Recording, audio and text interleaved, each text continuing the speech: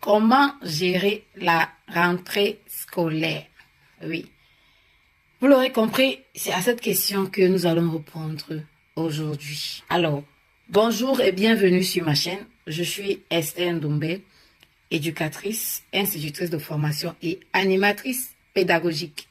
Alors, sur cette vidéo, aujourd'hui, nous allons parler de la gestion de la rentrée scolaire. La rentrée scolaire peut être un moment stressant, autant pour les parents que pour leurs enfants.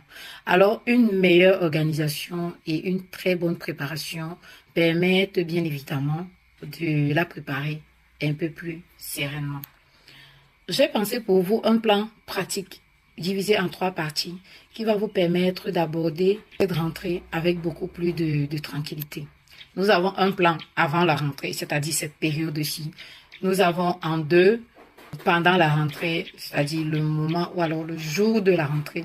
Et nous avons en 3 après la rentrée, c'est-à-dire après les classes, après le premier ou alors les premières semaines de classe.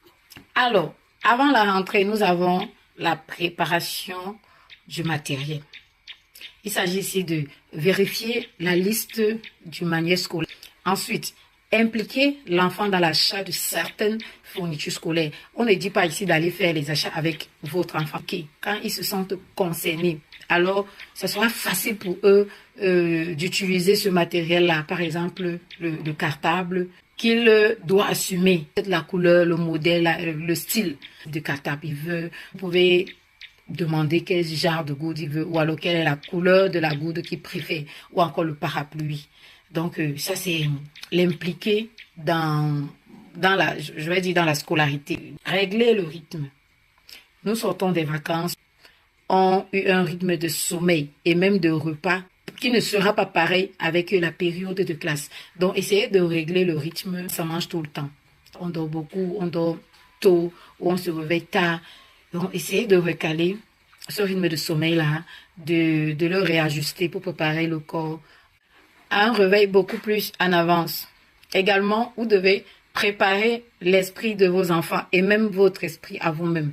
Parlez positivement de l'école.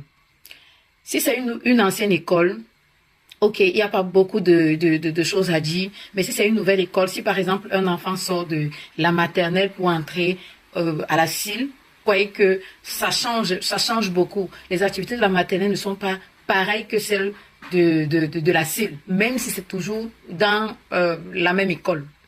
Pareillement pour les enfants qui sortent du CM2 pour la 6e. Lire les histoires ou alors regarder